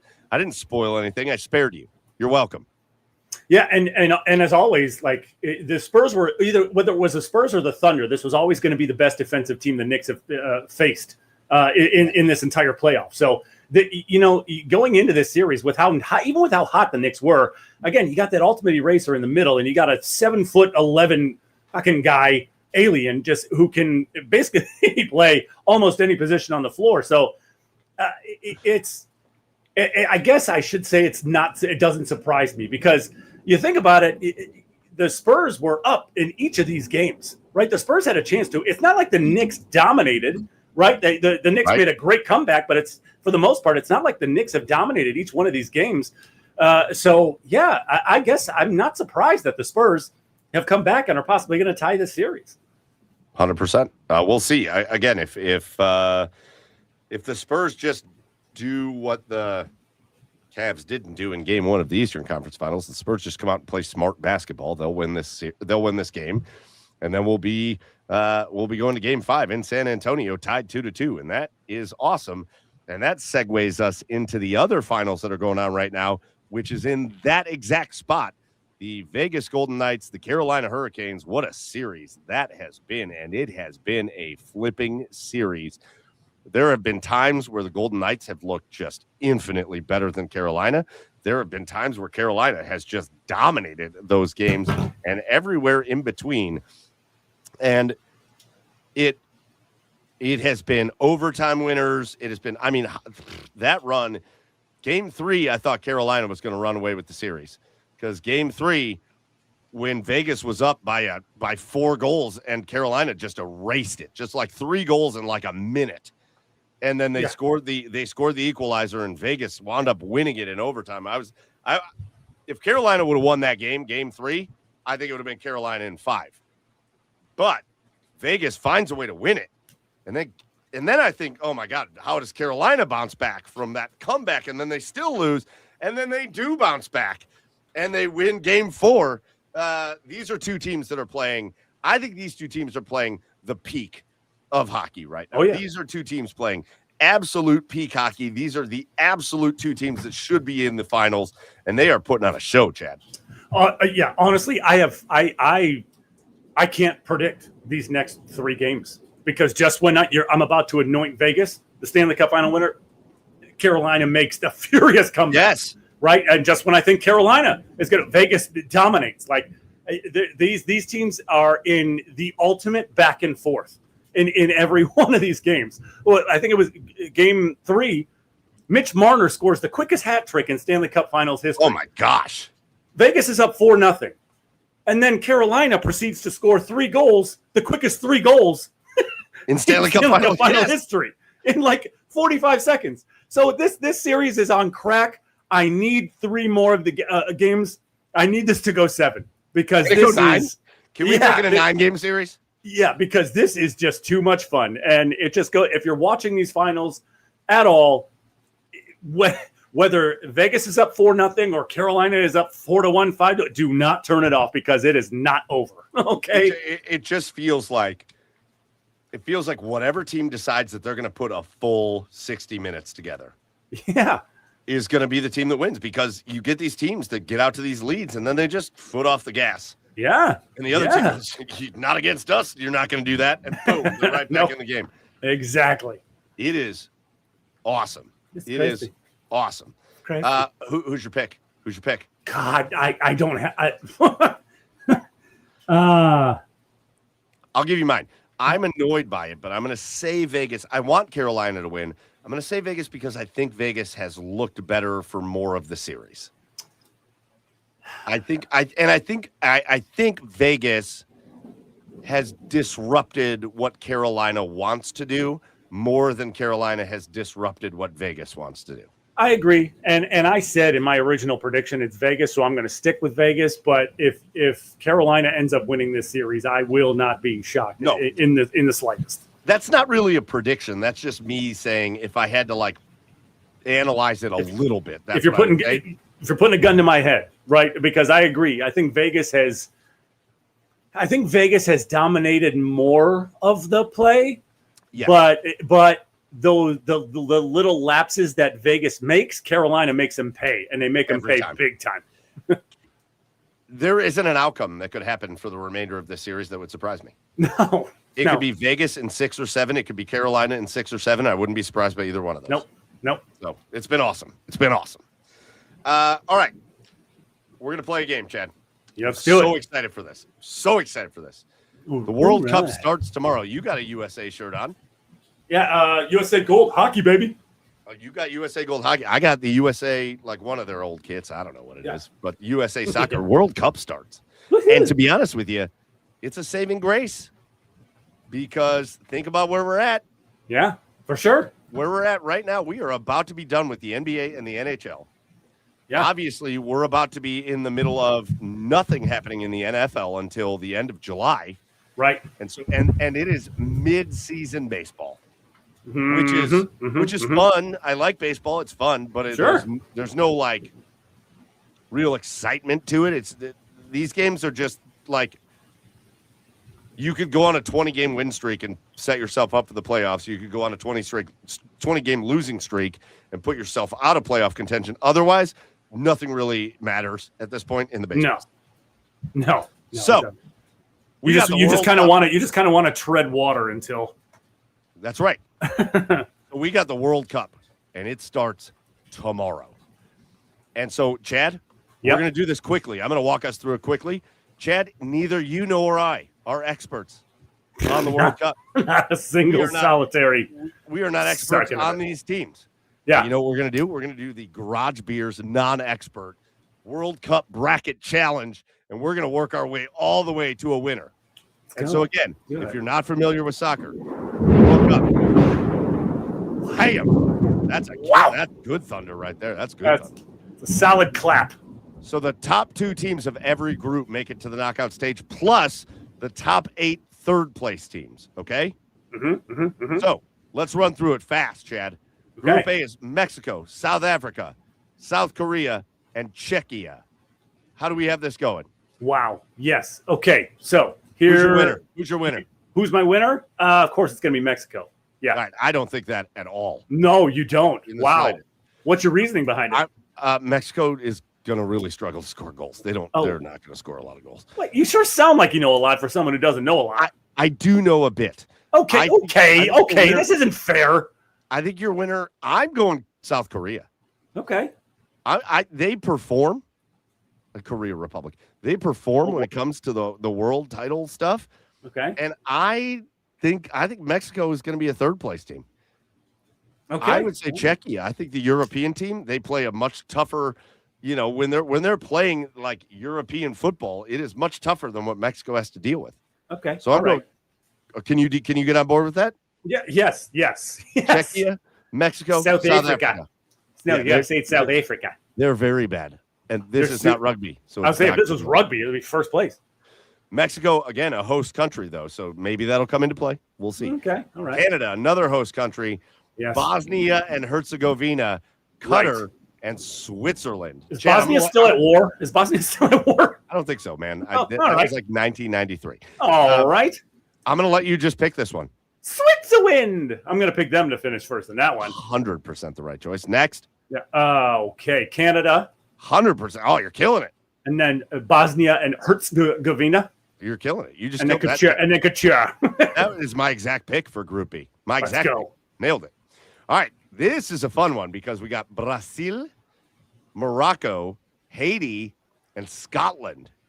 So listen, Haiti and Scotland. Morocco? Yes, that's Morocco.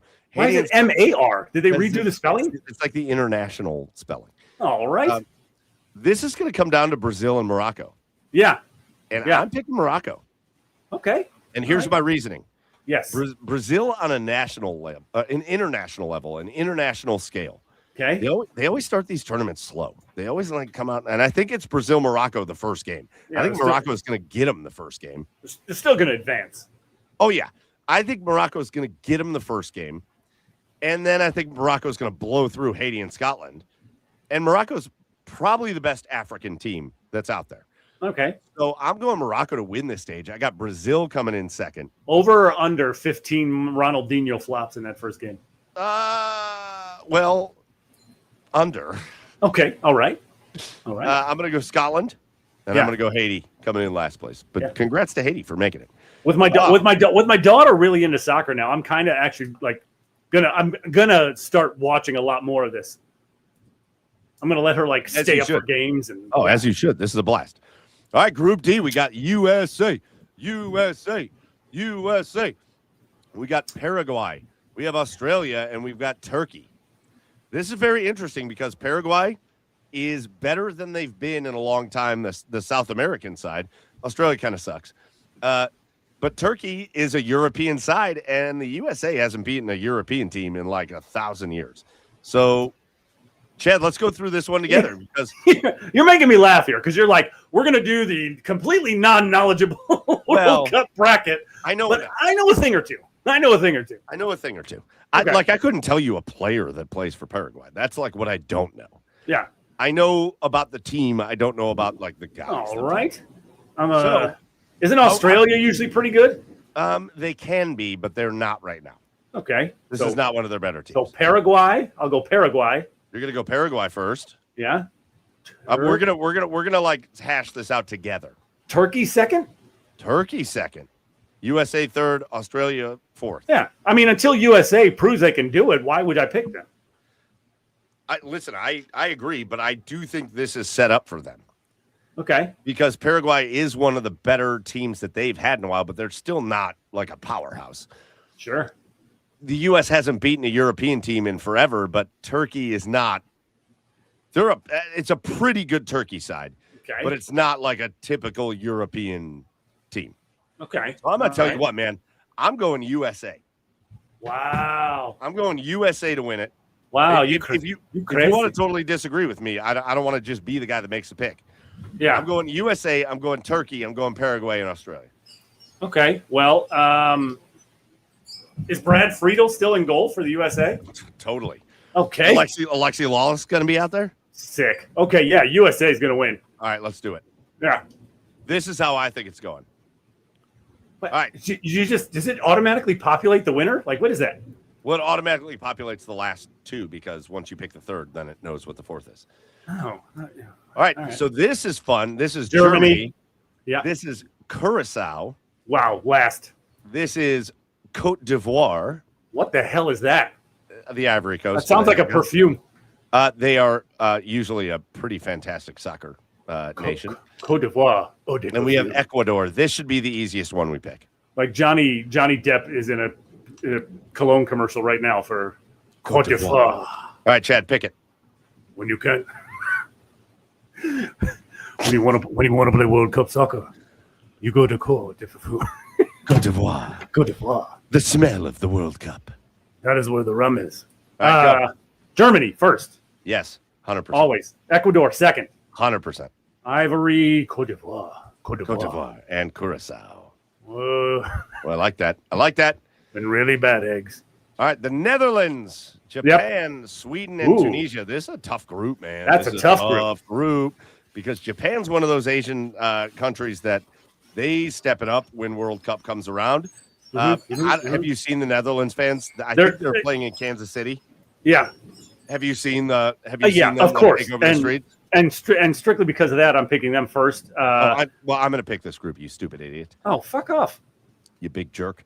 You I'm gonna go. Idiot? I'm gonna just go in order of the groups here, though. Yeah. I'm gonna go Netherlands, Japan, Sweden, and Tunisia. Okay. All right. That doesn't seem the hardest to me. Okay. All right. All right. Your group, Group G, Belgium. This is probably the worst Belgian side of like the last 30 years. I actually know a player on a team in this bracket. All right. So we got Belgium. We got Egypt. We've got Iran, and we've got New Zealand. Who do you know? Yeah. Mo Salah is on Egypt. He's going to win. Egypt's going to win this one. Okay, all right. Yeah. I thought you meant you like knew the guy. No, like not personally, you idiot. Yeah, I know. I just know a guy. Yeah, I know a player who plays for one of these teams. So I'm going to go Egypt, New Zealand, Belgium, Iran. No, you're not. What? Okay. Right. Belgium. Hey, I'm going to let you do it, but that would be wild. Egypt, Belgium, New Zealand, Iran? What is that? New Zealand is the clear last place finisher in this. Oh, but we're just gonna roll with it. We're gonna roll with it. All right. Actually, I think Egypt's got a great chance to win this. The whole thing? No, or just the stage? Just the group. Okay. All right. Can you stop yelling at me? Who is this? Cabo Verde. That's right. That's their first time in it too. What the fuck is that? Oh, it's cool. It's a little like island nation off the coast of Africa. First time. First time in the World Cup. We have Spain, we have Cabo Verde, we have Saudi Arabia, and we have the country that won the first ever World Cup, Uruguay. Yeah. This is another easy one for me. This is Spain. This is Uruguay. You know what? I'm going to give a little love to Cabo Verde. I'm going to say they finish over Saudi Arabia because Saudi Arabia is not actually very good. Just the name of that island sounds like a good time. Cabo Verde. Yeah. Man. I don't know that there's much to do there, but it's fun. All right. Group I, France, Senegal, which actually Senegal might be the best African side in the World Cup. Egypt, Senegal, it's a toss-up. Iraq and Norway. Chad. Who's the tall black guy for France? Who's that? What's his name? Yeah. I don't know why I'm blanking. Kylian Mbappe. That's it. France first. Norway second. Senegal third, Iraq fourth. Is that wrong? I think Iraq comes in fourth. I think Senegal is going to give Norway a lot of trouble. I think it's France and Senegal, but it's fine. We're going to roll. But it'll be a tight battle between Norway and Senegal for second. It's your chance. It's your Group I is all you, buddy. All right. All right. Then we have Argentina, defending champs. Algeria. Austria. I see what you did there. And for their first time ever in the World Cup, Jordan. This is also very easy. This is Argentina. This is Austria. This is Algeria, and Jordan in last place. Messi playing? Yes. Yes. All right. Fantastic. Oh, I forgot about Congo. Oh, you got Congo. Oh, no. You did it. You did it. I was checking out. So we have Portugal, We have Congo, Democratic Republic of the Congo, their first time in the World Cup. We have Uzbekistan, and we have Colombia. This is a pretty easy one to pick, too. Yeah, Portugal, Colombia, Yep. Congo, Uzbekistan. Wow. All right. Hey, I'm in for it. I hope that happens. Sure. All right. And then the last group, Group L, England, Croatia, Ghana, Panama. This is a tough-ass group. Sure. England should come out on top. This is not the same Croatia team. I'm going to pick Croatia second. I think Ghana probably comes in second. Nice. But listen, I'll take Ghana second. That was my 9 and 10-year-old soccer team. So, so we have to pick the best third place teams. But Croatia's the team that they're old as hell. They're old. Okay. But, so you want to pick against them because they're old, but then they continue to prove that they're not. You don't pick against them. Don't do that. Experience matters. All right, third place teams matters. We have Belgium, Senegal, Mexico, Algeria, Cote d'Ivoire, Sweden, Paraguay, Scotland, Congo, Bosnia, Herzegovina, Cabo Verde, and Ghana. Which of those third place teams are going to make it? These are their world ranks. How many teams make it? We got to pick 8 of them. 8 of them? Yep. Well, okay. Well, Belgium. Yep. Okay. Senegal. Yep. Mexico. Yeah, Mexico. Paraguay, I would say. Cote d'Ivoire. Cote d'Ivoire. Well, how many is that? 5? Parfum. Eau de toilette. I'm going toilette. Sweden because I want it to happen. Well, duh. I'm going to go Ghana. I know their ranking is low, but Scotland. Let's do the Scots. Let's do Scotland. Let's make them Scots. Let's do it. All right. Let's go through the knockouts. You're going to feel like I love this. This is so fun. All right. Here we go. Boston Stadium, which is not the name of that, but maybe they can't use it. Germany, Paraguay. Yeah. You pick it, Chad. Germany. Duh. Germany. New York, New Jersey Stadium, the Meadowlands, which has been a topic of much conversation. I want to pick my boys, the Swedes. I want to pick them. Not gonna. France. Even a France. Look at that round of 16 matchup. You kidding me? Out in L.A., Czechia versus Canada. Chad, good luck with this one. Hey, I'll just take our neighbors to the north. Wow, go on. I hope that does happen. That'd be awesome. Let's go. In Monterrey, just south of the border, we got Netherlands and Brazil. This is a wild matchup. This is not the same Brazil team. I'm going Netherlands. Okay. I just want the Dutch to party here forever. So yeah. Up in Toronto, Colombia and Croatia. Colombia. Well, the youth prevails in that matchup. Back in LA, España and Austria. This is Spain all day, every day. This is where things get fun for the U.S. because if things go the way it looks like they could go, the U.S. bracket is friendly. USA versus Cote d'Ivoire. USA. Clock Radio. Yeah. Number that will one happen exporter of potassium. San Francisco. That would be rocking out there. Seattle, Egypt, and Mexico. I'm going Egypt over Mexico. I just don't think Mexico's scoring goals. Houston, Morocco, and Japan. Yeah. Oh, God. Yeah. Morocco. They're the best African team. I like that. Down in Dallas, we have Ecuador and Norway, and that is Ecuador in a runaway. Mexico City, Azteca Stadium, which should be the stadium that hosts the finals. It's dumb that it's going to be in the Meadowlands. But the finals should be at Azteca Stadium. But Korea and Scotland, wow, look at this matchup. Chad. Oh, God. Give me the Scots. I have trust in the Scots.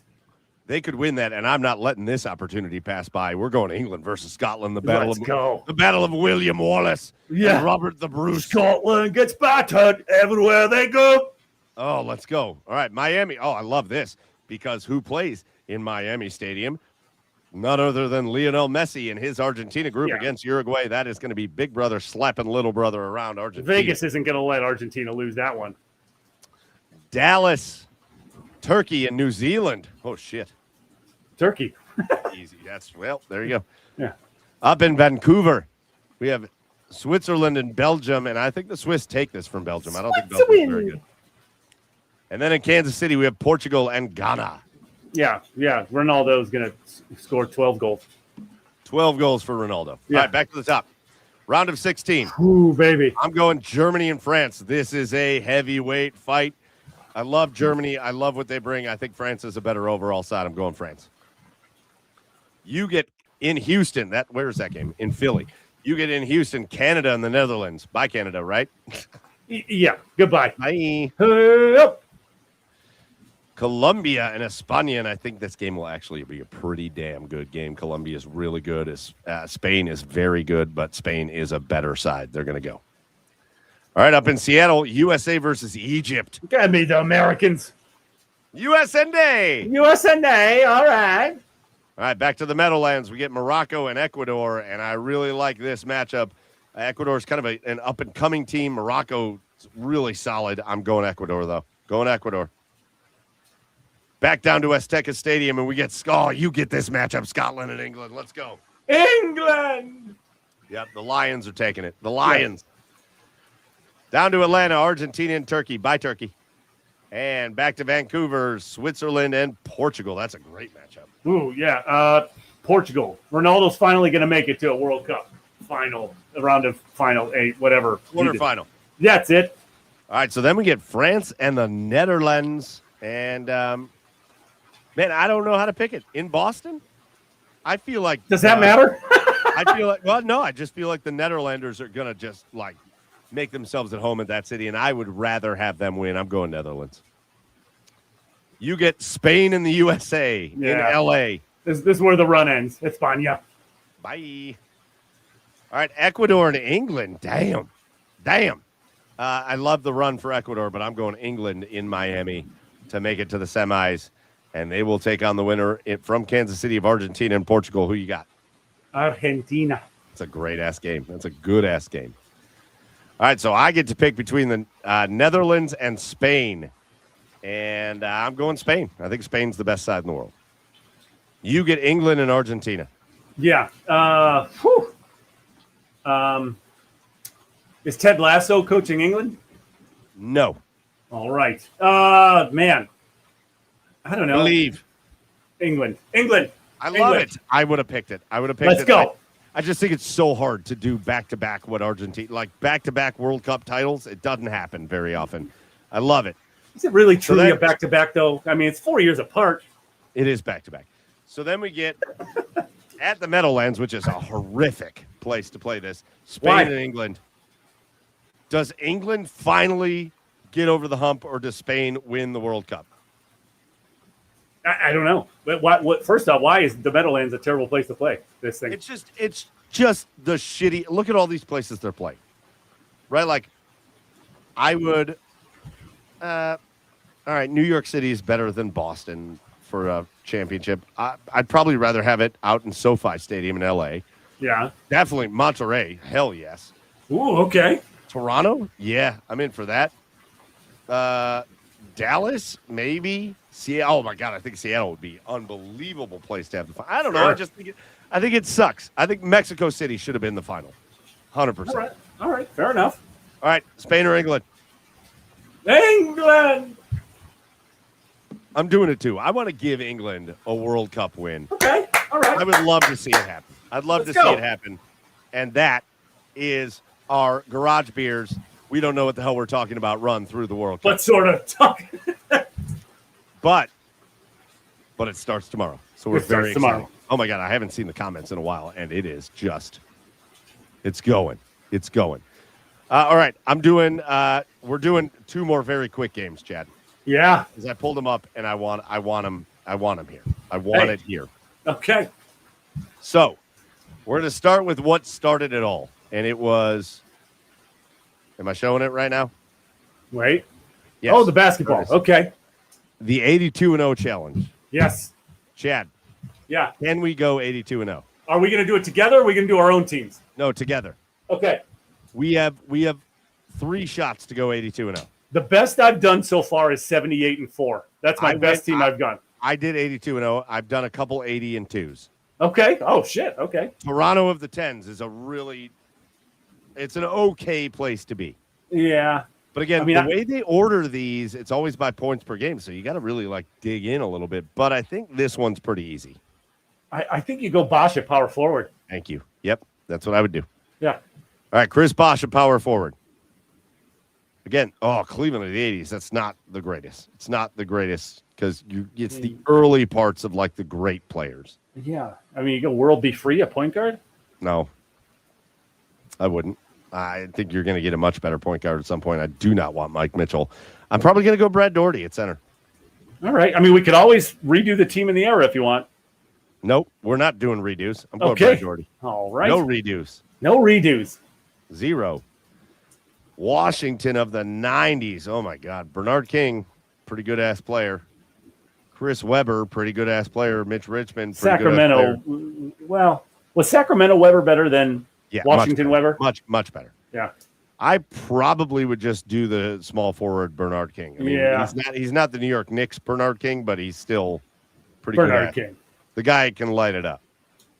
Milwaukee of the 90s, we're getting hosed at this point. Big time hosed. But Ray Allen, I guess. We have Ray Allen. One of the best shooters of all time. I think you have to. I think you got to. Yeah. You got to. This is going to be like a 65 win team. Yeah, this is not good. This is not going to be great. Point guard, Atlanta of the 80s. Yeah. Look at Reggie Theus is a good ass player. Doc Rivers. It doesn't matter at this point. This ain't going to be even close. We're going Doc Rivers. Yeah, sure. 50, 29. Yuck. Ew. That was the Cavs record this year. All right, ready? Here we go. We get 3 shots at it. Oh, God, I hate when you get Memphis of the 2000s. Damn it. You have to go Pau Gasol. You have to go Pau. You have to. Where do you want put him at power forward? I'd put him at power forward. I agree. All right. Washington in the 90s. Again. Ew. What the fuck? God damn it. Tom Gugliotta. There's a name. Oh, thank you. I mean, I think we just stick with Bernard King again. Yeah. God bless America. But now we need like playmakers. I need some legends on here. Well, Indy of the 80s is real bad. Yeah, real bad. I think Clark Kellogg is fun. Fuck, we're getting screwed. We can't pick him because we already have. Come on, let's do an era. Redo the era. Nope. You son of a bitch. But how about friend of the show, Clark Kellogg? Okay. No, you can't do him. I know. Can't do him. And we can't do Alex English, Detlef Schrempf, but that's before he went to Seattle. Detlef Schrempf. Fun. Man. Maybe we just go with Chuck Person at small. Or no, we can't. You got to switch. Well, you can't switch Bernard King either. No. Johnny Davis. Yeah, we are hosed here. I guess we go Johnny Davis at point guard. Gross. Here comes 50 wins again. Yeah. Philly of the 90s. This is Barkley. This is Iverson. What are you talking about? You think it's Barkley at what? We can't play Barkley. Oh, we can't play Barkley. Yeah, so it's Iverson. For sure. All right, now we just need a center. Watch, we get Wilt on this. Oh, no. Okay. We get Moses Malone. Perfect. That's not going to help us. Slightly better. We at least need 60 wins on this last one. Well, we're going to get it. Atlanta the 10s. Okay. How do we want to play Atlanta the 10s? Because there's a lot of good players. I don't want... I would say Trey only because it's hard to get a good point guard in this draft. I can see it, but then we're going to get like Golden State of the 10s, and I'm going to be pissed. Oh, we can play. Steph at shooting guard. All right, Miami of the 20s. Not great, but I think you go... Jimmy Butler. You think so? Used to say dynamite. Where do you put him? Or do we go Bam? I'd probably go Bam. Yeah. Put him at power forward. All right, deal. Yeah. Philly of the 90s. Now, this is, again, you could put Charles Barkley at small forward. That's horrific. Or you go Allen Iverson. You know what? Round mound to rebound. Let's do it. Can you switch? Okay. Nope. Round mound to rebound. Houston of the 80s. Malone or Olajuwon. Oh, the dream. Put him in. Yes. There's our first legend. This is at least a 60-win team. We need Michael Jordan. Oh, God. We did not get Michael Jordan. Oh, no. Shit. They're all... A big bag of shit. Walt Frazier would have been fun at one. We're going to do 2 more of these just because. Dick Garnster. Yeah, we're just going Richie Guerin, and it's going to be 70-12. Let's go. Hey, that's a good one. All right, come on. Let's do better. Let's do better. Phoenix of the 60s. This is Gail. Not great. Yeah, you definitely do Gail Goodrich, and I think you put him at Shooting guard. shooting guard. That's what I was going to say, too. Yeah. All right. I like Gail Goodrich. Not a great start. All right. Here we go. Because now you get like Kevin Garnett. You get Ray Allen. What do we think? Ooh, I'm going either Garnett or Antoine Walker because there's plenty of good small forwards and shooting guards that outside of Pierce. 100% going Garnett. Yeah. Boom. All right. Washington of the 80s. We're back. This is Malone. We're back, to baby. him. Or Elvin Hayes, whichever one you want. Take care of the center. Take care of the center position. I think Evan Hayes was better as a player. All right. Ooh, I like that front court. Phoenix of the 10s. Oh, dude. Shit. Devin Booker. No. Amari would have been great. You can put him at point guard, I guess. Yeah, he can play point. He's going to play point. Yeah. You got to. You got to put him at your point. That's the only. All right, come on. All right, so we need the wing player. Dallas of the 90s, which means you get Jamal Mashburn. Oh, Jamal. Which is great. You get actually a wing player for Dallas of the 90s is great because you can do Michael Finley. Yeah, it's not bad. I actually think Michael Finley's a better player. Okay. How about Ohio State Buckeye, Jimmy Jackson? Love him. Love him. All right, I don't like this. Yeah. 57 and 25. All right, one more. All right, one more. Come on. Let's go. Boston 20s. Jason Tatum. Of course. Where do you want him? Small forward? Small forward. I've never seen him play the 4. All right. Orlando of the 20s. I like Paolo Banchero. I'm good with this. I'm good with this.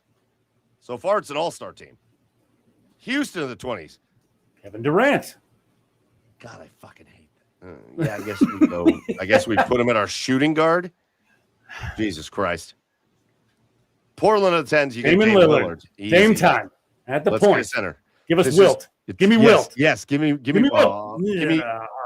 play LeBron at the center. No. How is that the worst team we picked? How is that not better than the 70-win team? Oh, shit. This is why it's addicting. Yeah. 70 wins was the best. Yes. That we did there. All right, one more. I have gone 20-0 in the NFL one.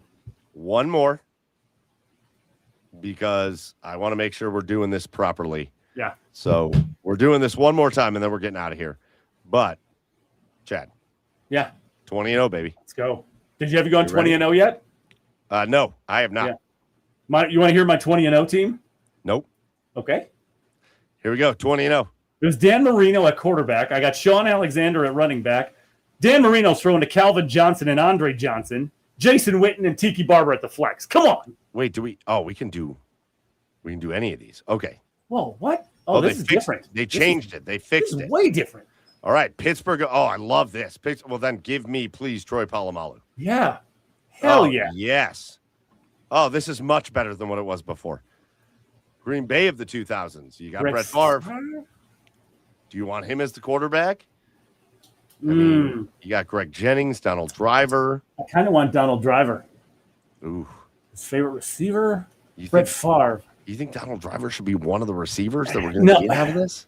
No, but I just feel like there's going to be better quarterbacks than Brett Favre.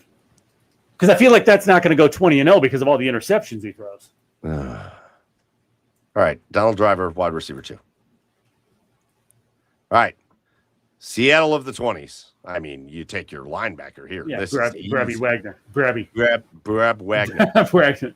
You're not going to have much better ones than that. Nope. Baltimore of the 2000s. God damn it. There's a better one. Here's the better linebacker, but we will take one of the greatest all-time offensive linemen. Yep. Johnny Ogden. Terrell Owens, baby. Yes, wide receiver 1. I love this. See? Going well. Green Bay. Brett fucking Favre. You got to take Brett. Do you? Yes. Green Bay of the 20s. Well, you would have gotten a better quarterback. I mean. Ew. Wait, Tucker Kraft? Probably go Josh Jacobs, right? You want to go Tucker Kraft? Or Rashawn Gary? No, God. No, not Gary. Edge. It's hard to find good tight ends in these drafts, too. All right, let's just do it. Let's go tight end. We need a running back and an edge. Here's your edge. Terrell Suggs. Yeah, better than that. Yep. All right, cool. And finally, running back. Pittsburgh of the 10s. Le'Veon Bell. That's good.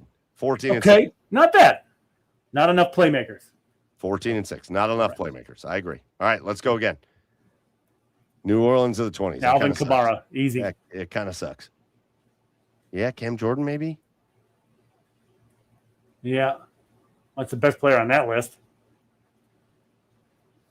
I mean, do we go Kamara?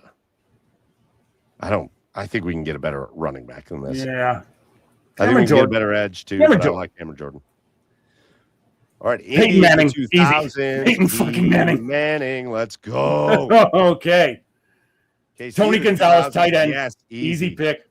Let's go. New Orleans of the 2000s. Darren Sharper's a hell of a player. Hell of a player. Is he in jail? Yeah, well, we're not talking about that right now. I'm going Darren Sharper. He's the one. Okay. He's the guy. He's the guy. All right. All right, Baltimore of the 2000s. Linebacker, baby. Lewis. Oh, I love it. Yeah, this is going. New England of the 10s, son of a bitch. Wes Welker at wide receiver 2. That's terrific. Yeah, that is good. I'm good with that. Yeah. All right, running back, wide receiver 1, offensive lineman. Here's Tyron Smith. Tyron Smith. Easy peasy. Yeah, Zeke. Yeah, I think we can do better than that. Tyron Smith. All right, we need a running back and a wide receiver. New England of the 00s. Randy Moss, baby. Legend. All right, who's the running back? Shit. Frank Gore was a good-ass running back. 16. Okay, better. All right, one last one. Okay, come on. We got this. 16-4 is the best we've done. Drew Brees. Well, you got to take Drew Brees here. Of course you do. Drew. Kansas City of the 10s. Travis Kelce. Yeah, you got to take him. Get your tight end. Yeah. Love it. So far, it's a great start. Antonio Brown, wide receiver 1. Easy. This is a good start. Indy of the 20s. Quentin Nelson. Jonathan Taylor. One of the two. I think you go Jonathan Taylor. All right. JT at the running back. Pittsburgh of the 20s. Well, you got to take the edge. You got to. Yeah, of course you do. You got to. TJ Watt off the board. Kansas City of the 00s. Willie Rofe can be the offensive lineman. Yeah. Derek Johnson, good linebacker. Yeah, it's Willie Rofe. Yeah, it's Willie Rofe. Easily Willie Rofe. Okay. All right, come on. Dallas of the 10s. Des Bryant, Amari Cooper, Sean Lee. Yeah, it's Des. It's Des. Wide receiver 2 for Des Bryant. I'm good with that. Yeah. All right, we need defense. Fuck. God damn it. Oh, Eric Berry. Wasn't that his really good year? He's really good. Yeah. All right, we need a linebacker. Come on. Come on. Don't fuck us. Lofa Tupu. What the hell is that? You can. Oh, God. All right, we're doing it one more time. We got to get better. Tom Brady. Fuck yes. Let's go, GOAT. Give me that again. Oh, Rob Gronkowski. Let's go. Tight end. Let's go. New England in the 20s. What are we doing here? Fuck. I didn't want New England in the 20s. What are we doing here? I don't think I want to take Matthew Judon. No, you don't. Shit. You can re-roll once. This is only once. One re-roll? Yeah, you can only get it, right? Skip era. And I'm skipping the team, too. We're doing both. Yeah, all right. New Orleans of the 10s. Boom, Michael Thomas. He was good in those. Or, Thomas. Michael Thomas. Yeah, I agree. Michael Thomas. Wide receiver 2. We're going to get a better one. Fuck. Why are we back with that? I mean, I guess we go Cam Jordan again, right? Yeah. Ugh. You're fucking us here. Seattle of the 20s. Okay. Robbie. Hang on. What? Lockett. Grab? No. It's Bobby Wagner. Kenny Walker, the Super Bowl MVP? Bobby Wagner. How's it Bobby? KC of the 20s. Tyreek Hill. Tyreek. Fuck yes. Fuck's sake. You have to. You got to just do the Ryan Ramsey, right? You think? All pro? No. Marshawn Lattimore? Wasn't he good? Shit.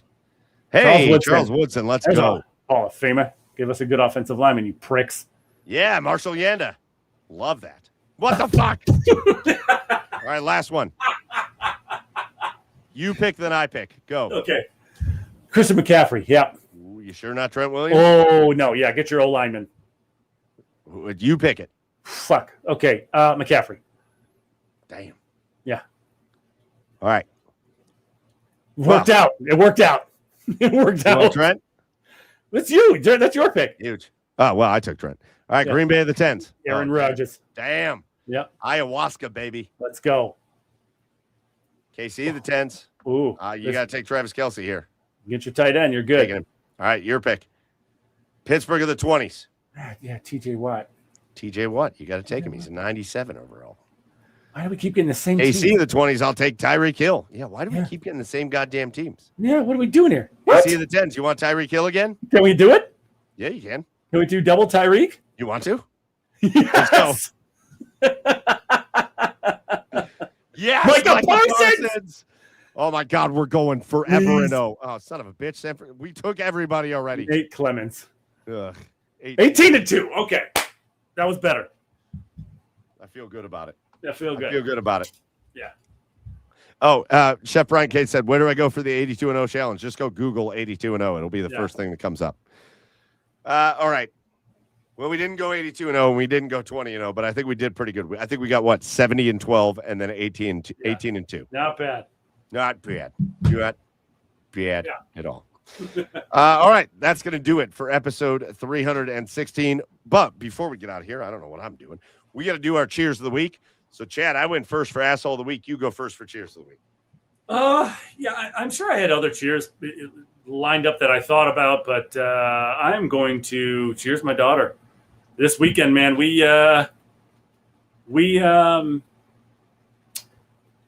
basically lived in Medina this weekend for a soccer tournament, and she won her first real championship. She got her first real medal with her travel soccer team.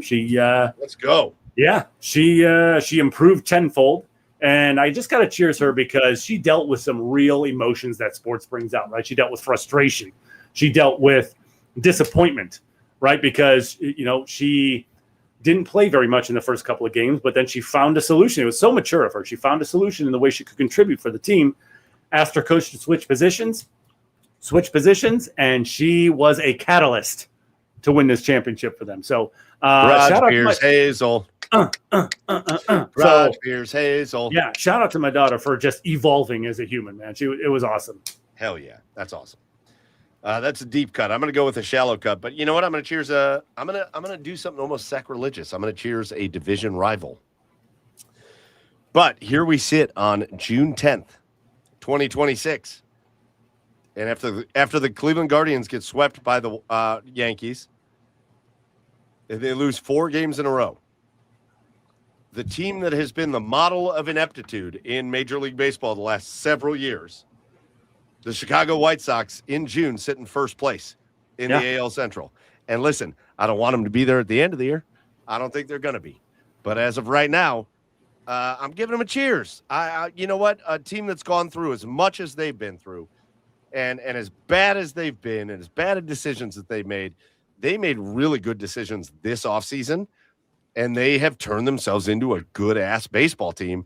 And the Chicago White Sox have gone from they're like, I don't know if they're like the next Houston Astros because we know what the Astros wound up doing. But the Astros spent the majority of the 2010s being like 100-loss teams, and then all of a sudden they were winning World Series. Well, the Chicago White Sox have won record-setting amount of they have lost record-setting amount of games, and yet here they are in June, first place in the AL Central. Good for them. That's right. I hope they get absolutely demolished when they play the Cleveland Guardians, but good for them. Shout out to them. Anybody that's a White Sox fan deserves something to be happy about because there has been nothing for like a decade. Yeah. So shout out to them. All right, that's going to do it for episode 316. Last order of business for us is just to do our thank yous. First thank you is to our special guest from NFL.com, Cleveland boy, Northeast Ohio boy, Nick Shook. Came on, talked a little football with us. We had a great time drinking a beer and talking football with Nick. Go make sure you follow him at the Nick Shook on the socials and check out his articles, his podcasts, when he appears on NFL Network, his Twitch stream, all that. Nick Shook, good dude. Glad to have him on with us tonight. Big shout out to the OBR for hosting us. Get over to theobr.com and hit subscribe so you can be a part of Cleveland's oldest, largest independent Browns coverage site. That's theobr.com. And huge shout out to all of you, everybody that joined us live tonight. We had over 300 people in here at certain points. So we appreciate you for just this random June Wednesday night. If you watched us live, we appreciate you. If you're catching us later, we appreciate you. We thank you, and we love the support that you give us. That's going to do it for us here. For Joey that wasn't here, but go follow him anyways at Garage Beers Joe. For Chad over on the east side of Cleveland at Garage Beers Chad. I'm Michael Keefe at Garage Beers. Mike, go follow the show at The Garage Beers on all the socials. And we will talk to you next week for episode 317. Until then, as always, cheers, everybody.